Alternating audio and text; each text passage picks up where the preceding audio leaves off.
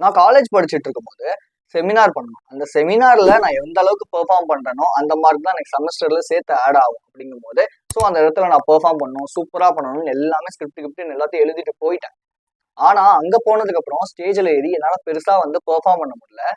நான் சொல்ல வர விஷயத்த என்னால பெருசா கன்வே பண்ண முடியல. அந்த உடனே எனக்கு இங்கிலீஷ் வந்து ஸ்ட்ரக் ஆக ஆரம்பிச்சிருச்சு. உடனே சுத்தி இருக்கிற என்னோட கிளாஸ்மேட்ஸ் எல்லாமே வந்து நீ எல்லாம் வேஸ்ட், எதுக்கு நீ வந்து படிக்காத போயிடு அப்படின்னு சொல்லிட்டாங்க. ரொம்ப அசிங்கமா போச்சு, ரொம்ப டவுனா ஃபீல் பண்ணேன். அப்ப என்னோட ப்ரொஃபசர் ஒருத்தர் வந்து சொன்னாரு, இந்த தடவை விட்டா என்ன, அடுத்த தடவை பண்ணு, உனக்கு நல்லா பேசுற, பட் அந்த ஸ்ட்ரக் ஆகாம பேசுறதுக்கு ட்ரை பண்ணு, அந்த ஃப்ளூவன்சி நீ வந்து மெயின்டைன் பண்ணு அப்படின்னாரு. ஸோ ஒரு மாசம் வந்து கேப் வந்துச்சு. அந்த ஒரு மாசத்துல நான் வந்து ஒரு சில விஷயங்கள் வந்து பண்ணதுக்கு அப்புறம் திரும்பியும் செமினார் நான் அட்டன் பண்ணேன். இந்த தடவை நான் செமினார் பண்ணும்போது எனக்கு 10க்கு 9.5 வந்து அந்த ப்ரொஃபசர் கொடுத்தாரு. சுத்தி இருக்கிற கிளாஸ்மேட்ஸும் எனக்கு வந்து ரொம்ப அப்ரிஷியேட் பண்ணாங்க. நீ இந்த தடவை சூப்பரா பண்ண அப்படிங்கிற மாதிரி அப்ரிஷியேட் பண்ணாங்க. ஸோ எனக்கு பொறுத்த வரைக்கும் அதுதான் பெரிய அச்சீவ்மெண்ட் அண்ட் பெரிய சக்சஸ்னே வச்சுக்கோங்க. ஸோ இது எதுக்காக நான் அவங்ககிட்ட சொல்றேன்னா, நான் அந்த ஒரு மாசத்துல ஃபாலோ பண்ண ஒரு 4 ஸ்டெப்ஸ் இருக்கு. அந்த 4 ஸ்டெப்ஸ் யார் ஃபாலோ பண்ணாலும் கண்டிப்பா உங்களோட ஃப்ளூவன்சியை நல்லாவே கொண்டு போக முடியும். நீங்க சொல்லலாம் நீ பிஏ இங்கிலீஷ் லிட்ரேச்சர்ப்பா, அதனால நீ வந்து பண்ணியிருக்க அப்படின்னு. நான் இங்கிலீஷ்ல கம்யூனிகேட் பண்ணதெல்லாம் கிடையாது, பெருசா பேசுனதெல்லாம் கிடையாது. காலேஜ் வந்து தான் இந்த விஷயத்த நான் கத்துக்கிட்டேன். அண்ட் ஸோ அந்த ஒரு மாச பீரியட்ல என்னால கத்துக்க முடிஞ்சு அப்படின்னா கண்டிப்பா உங்களாலையும் முடியும். ஸோ என்ன அந்த 4 ஸ்டெப்ஸ் அப்படிங்கிறது தான் இந்த வீடியோல பார்க்க போறோம். அண்ட் ஸோ இந்த 4th ஒன் ரொம்ப ரொம்ப இம்பார்ட்டன்டானது. ஸோ டைம் வேஸ்ட் பண்ணாம வீடியோக்குள்ள போயிடலாம். This is KJ and you are வாட்சிங் the channel voice of K J.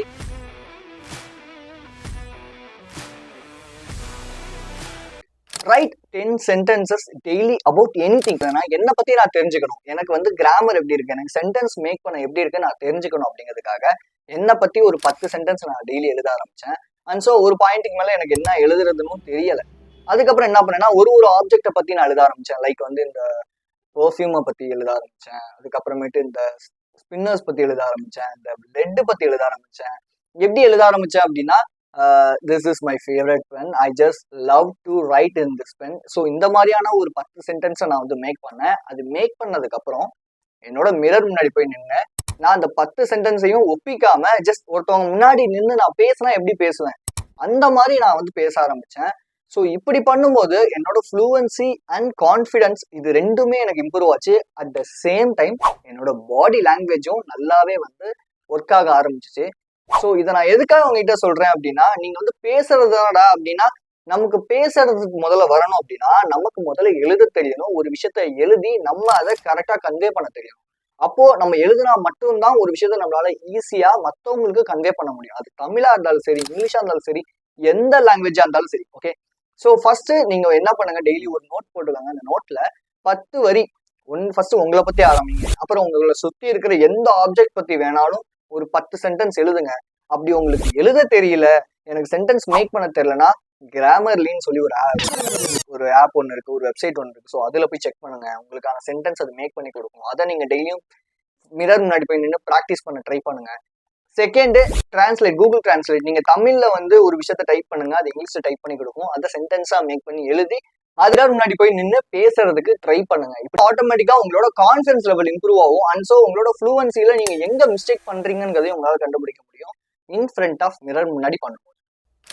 Make it as game. எந்த ஒரு விஷயம் நமக்கு ரொம்ப போர் அடிச்சாலும், ரொம்ப ஐயோ என்னடா இது பண்றதுக்கே எனக்கு விருப்பம் இல்லை அப்படின்னு நினைச்சாலும், ஒரு போட்டின்னு அந்த இடத்துல வரும்போது நம்ம ஆட்டோமேட்டிக்கா அந்த போர் அடிக்கிற விஷயத்த கூட இன்ட்ரெஸ்டிங்கா பண்ண ஆரம்பிச்சிருவோம். உங்களுக்கு சொல்லணும்னா, இப்போ டியூஷன்ல ஸ்டூடெண்ட்ஸ் இருக்காங்கன்னு வச்சுக்கோங்க.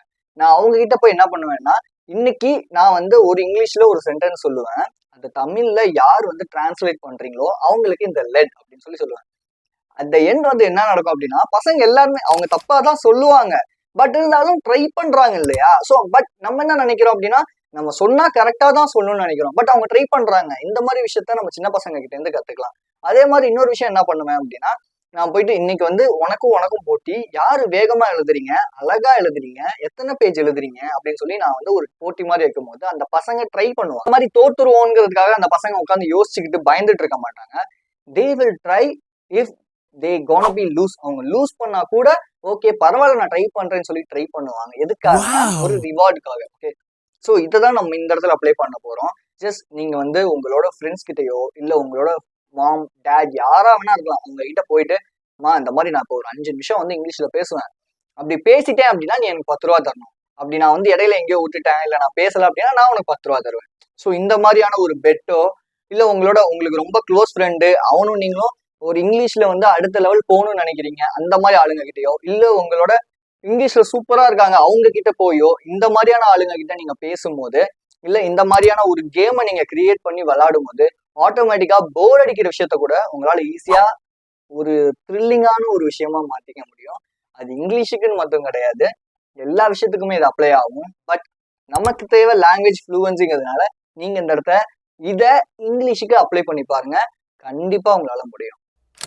Updating your self in vocabularies. Vocabularies அப்படின்னா நியூ வேர்ட்ஸ்ன்னு அர்த்தம். ஓகே, ஸோ இப்போ தமிழ்ல வந்து இப்போ இருக்க நிறைய சின்ன பசங்க கிட்ட போய் நீங்க உலக்கைனா என்ன, குளவிக்கல்னா என்ன, அம்மினா என்ன அப்படின்னு கேட்டீங்கன்னா யாருக்குமே பெருசா தெரியாது. ஏன்னா அவங்க வீட்டுல கிடையாதுங்கிறத தாண்டி இந்த வார்த்தைகள் வந்து புழக்கத்துலயும் கிடையாது.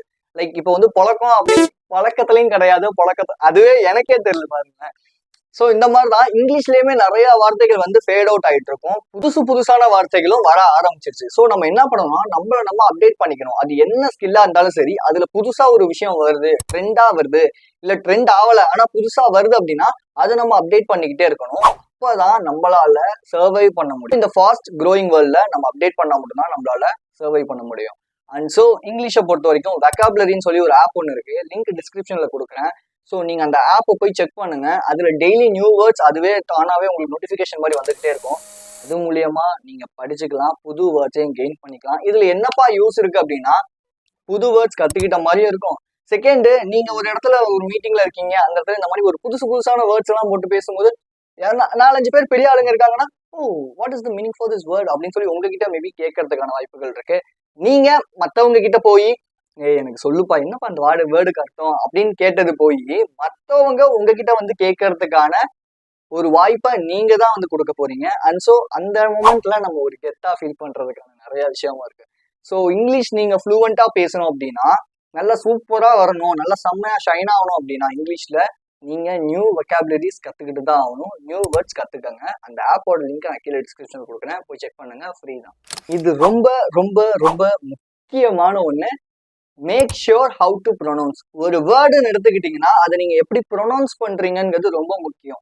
ஃபுட் அப்படிங்கிறத ஃபுட் அப்படின்னு சொல்லணும், ஃபுட்டு அப்படி சொல்லக்கூடாது. அதே மாதிரி இந்த வாக்டு அப்புறம் என்னது ரேனு, அப்புறமேட்டு வேற என்ன சொல்லுவீங்க, டாக்டு, இந்த மாதிரிலாம் சொல்லாம வாக், டாக், அந்த அந்த அந்த ஈடிங்கிறது சைலண்ட் ஆகணும். ஸோ இந்த ப்ரொனவுன்சியேஷன்ங்கிறத நீங்க கத்துக்கங்க.